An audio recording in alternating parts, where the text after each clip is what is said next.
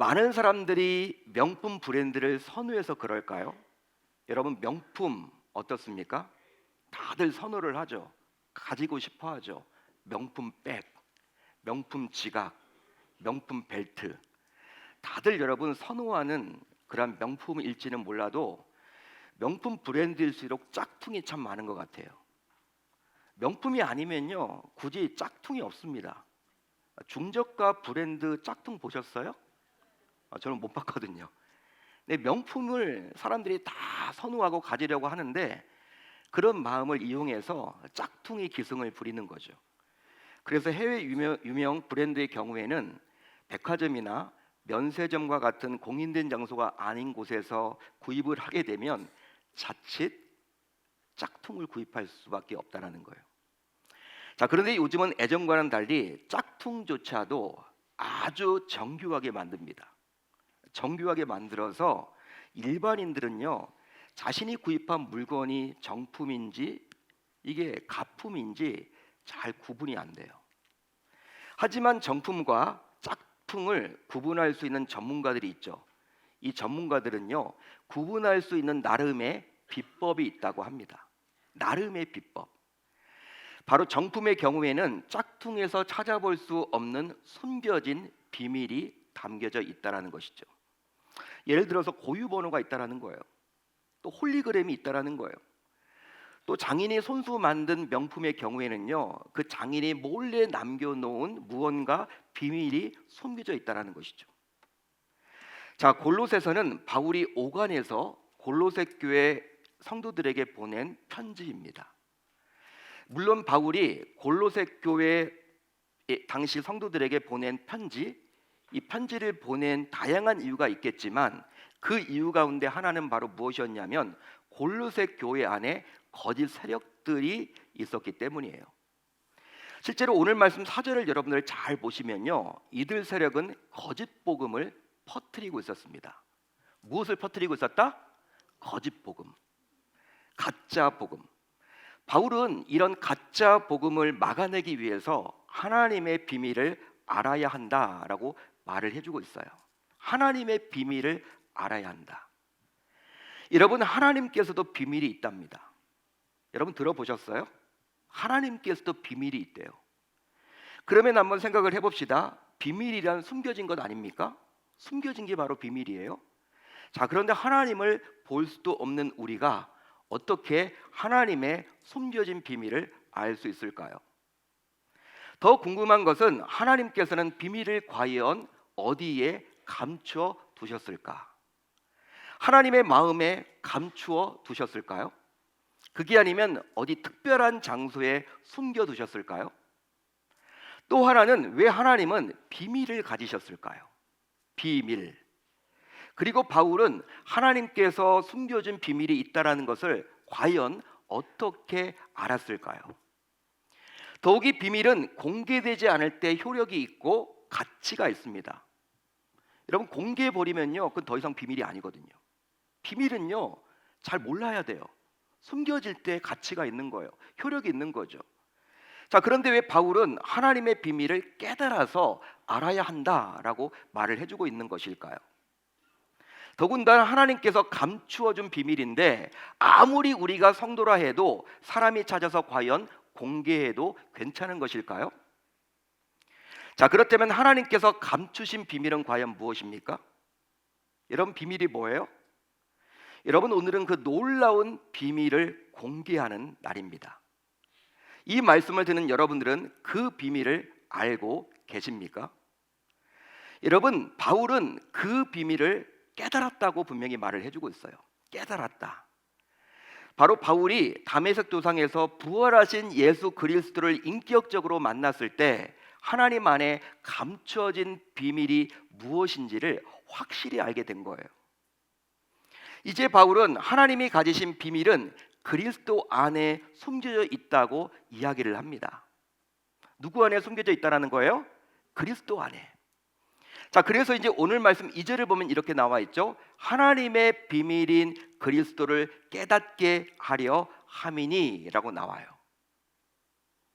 자, 그러면 예수님 안에 감춰진 하나님의 비밀은 과연 무엇일까요?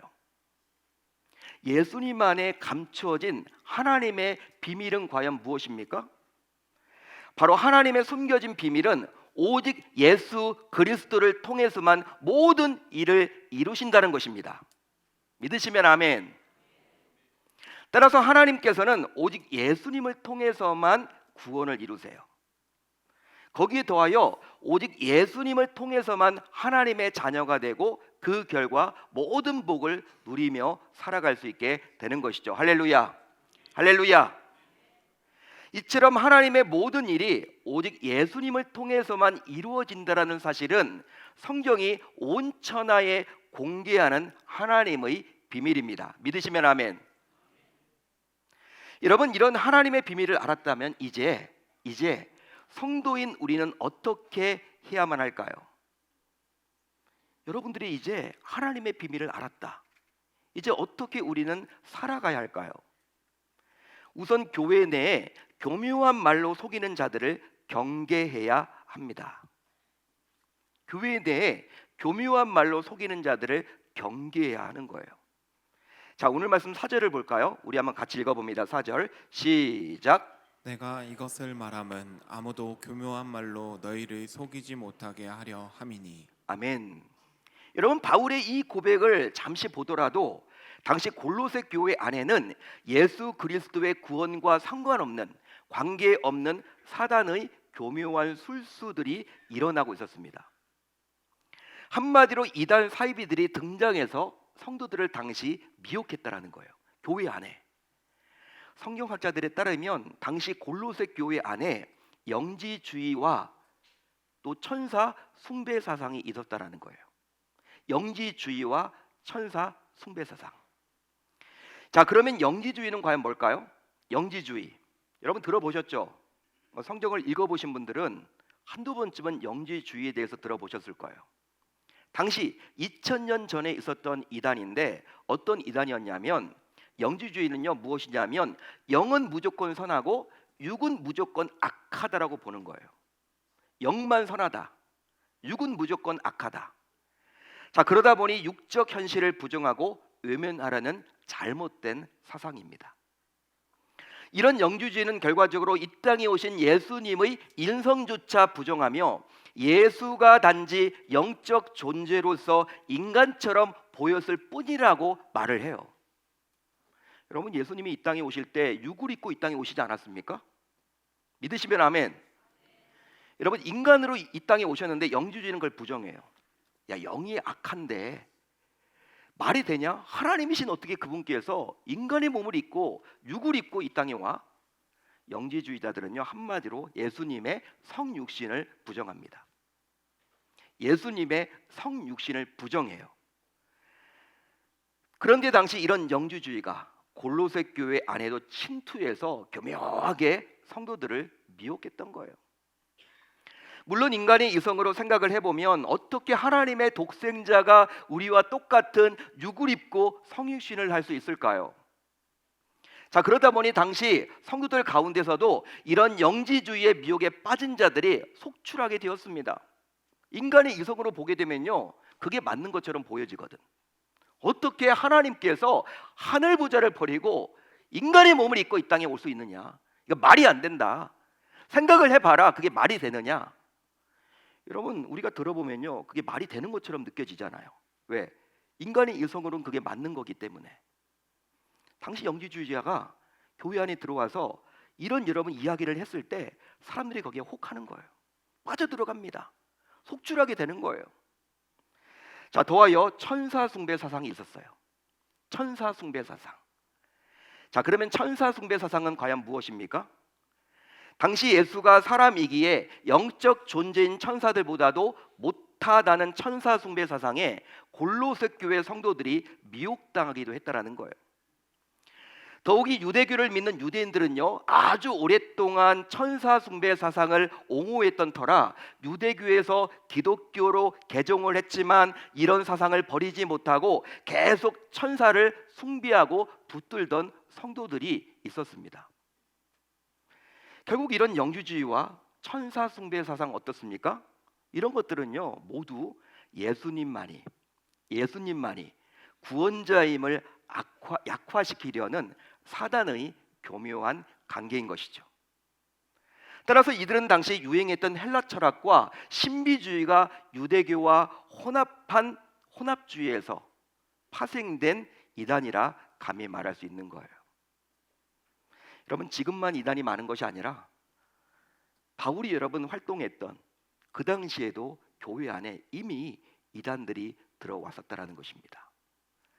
자, 그래서일까요? 하나님께서는 바울을 통해서 분명히 다음과 같이 말을 해주고 있어요. 어떤 말을 해주고 있습니까? 누가 철학과 헛된 속임수로 너희를 사로잡을까 주의하라. 이것은 사람의 전통과 세상의 초등학문을 따름이요 그리스도를 따름이 아니니라. 할렐루야, 할렐루야. 또 이런 놀라운 비밀을 아는 자는 이제 어떻게 해야만 할까요? 어떻게 하면 좋을까요? 이런 놀라운 비밀을 아는 자는 그리스도 안에 감추어진 보화가 있음을 기억해야 합니다. 자, 오늘 말씀 3절을 보면 이렇게 나와 있죠. 같이 한번 읽어봅니다. 시작. 그 안에는 지혜와 지식의 모든 보화가 감추어져 있느니라. 아멘. 하나님께서는 자기의 아들 예수 그리스도 안에 우리가 감히 상상할 수 없는 많은 보화들을 감추어 두셨어요.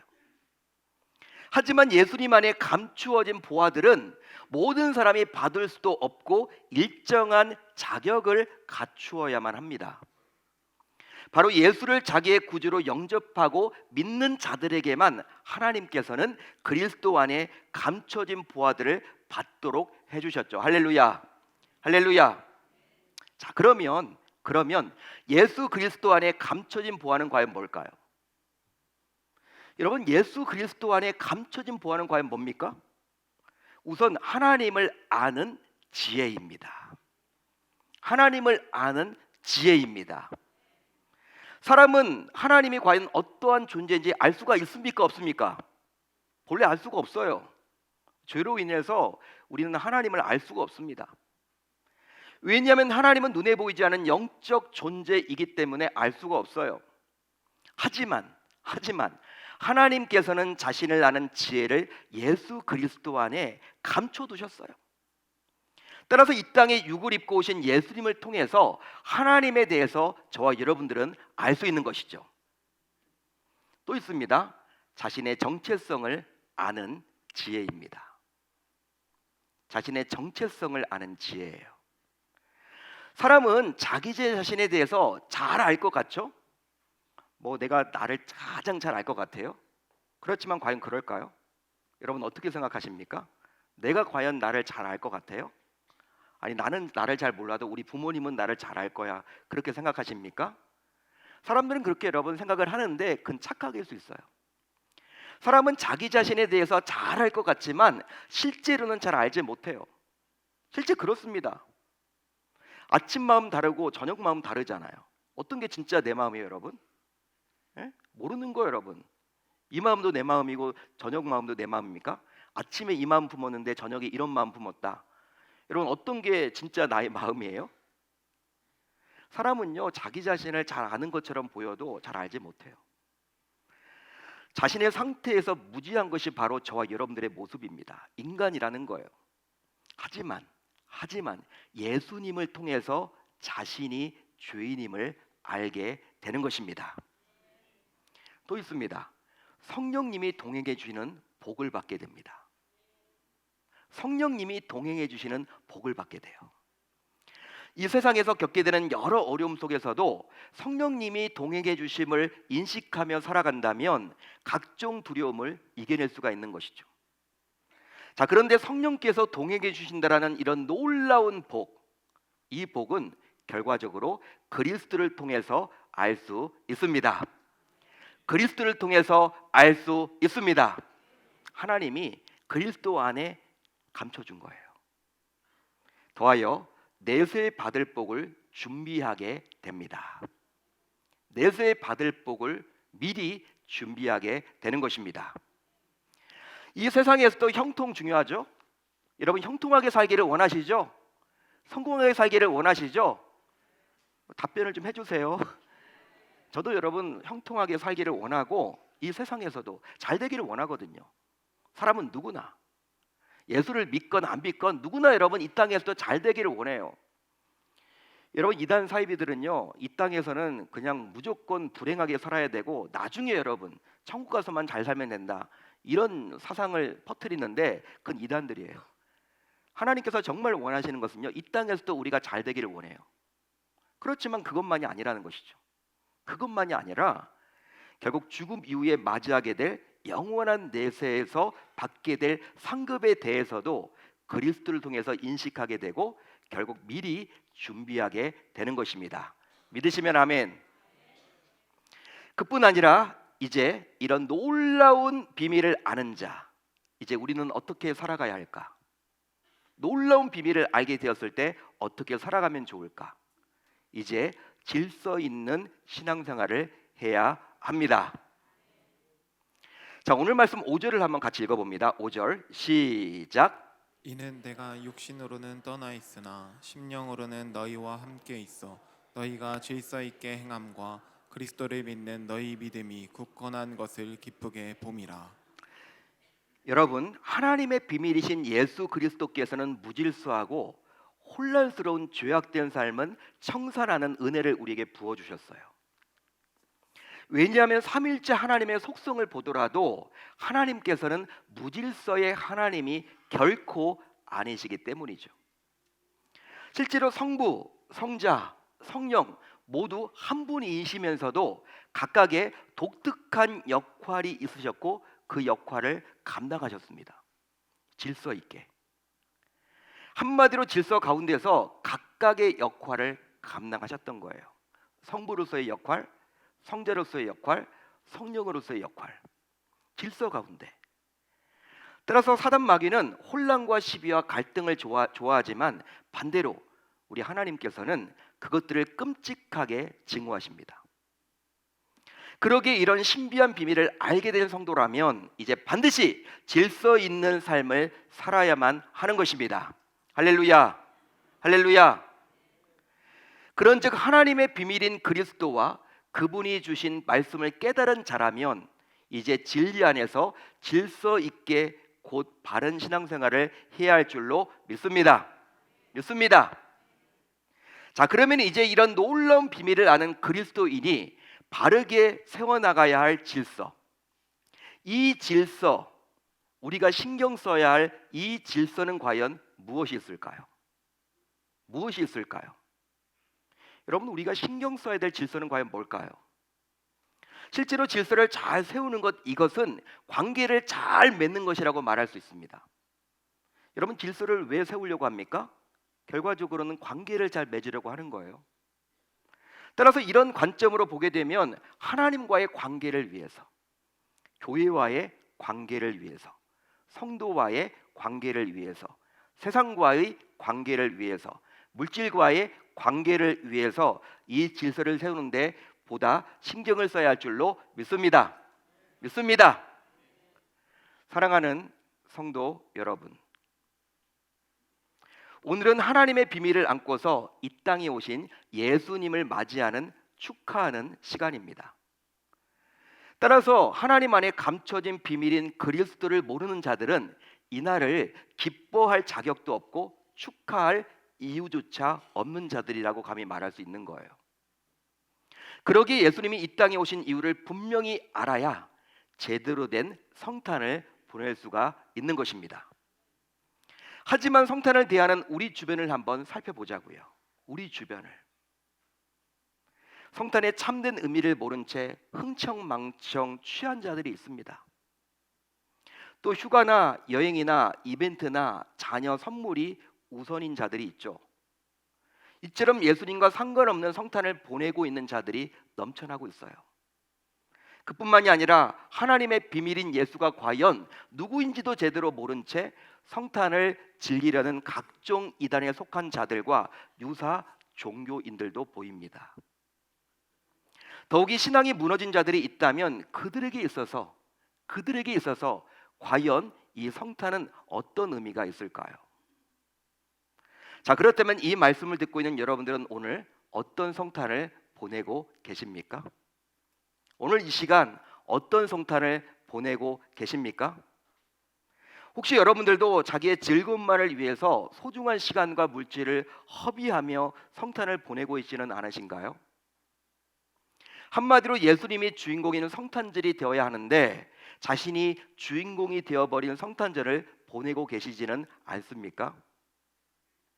하지만 성탄절인 오늘 하나님의 비밀인 예수님께서 그 비밀을 공개해 주시려고 이 땅에 친히 오셨습니다. 그러기에 성탄절인 오늘은 이 땅에 오신 예수 그리스도를 진심으로 축하해야만 하겠죠. 할렐루야. 할렐루야. 여러분, 나를 위해서 구원의 비밀을 안고서 이 땅에 오신 예수님을 이제 내가 진정으로 축하를 해 봅시다. 이 땅에 온 아기를 위해서 동방박사 세 사람은 당시 소중한 황금과 모략과 유향을 아낌없이 드렸는데, 그렇다면 과연 나는 무엇을 드리며 예수님의 오심을 축하하고 있습니까? 여러분들은 과연 예수님께 무엇을 드리려고 준비하셨습니까? 오직 예수님만을 유일한 내 구주로 믿습니다 라는 신앙 고백이 바로 이 땅에서 그 어떤 것보다도 가장 가치 있는 최고의 선물인 거예요. 또 예수님의 핏값으로 세워진 교회를 바르게 섬김이 예수님께 드릴 수 있는 귀한 선물이 되겠죠. 더 나아가 이 놀라운 비밀인 바른 복음을 아직 모르는 자들에게 적극적으로 전함이 가장 소중한 선물이 될 줄로 믿습니다. 그러기에 이런 소중한 자신의 믿음, 자신의 섬김, 자신의 전도를 선물로 드려서 성탄의 참된 주인공인 예수님을 기쁘시게 하는 성도인 우리 모두가 되어야 할 줄로 믿습니다. 여러분, 이제 오늘 성탄절을 맞아 가장 기쁜 소식인 예수 그리스도의 오심, 그 어떤 소식보다도 가장 기쁜 소식인 예수 그리스도의 오심, 이 놀라운 소식을 아직도 모르는 우리의 가족과 지인과 이웃들에게 선물로 나누어 드리기로 다짐하고 결단을 해 봅시다.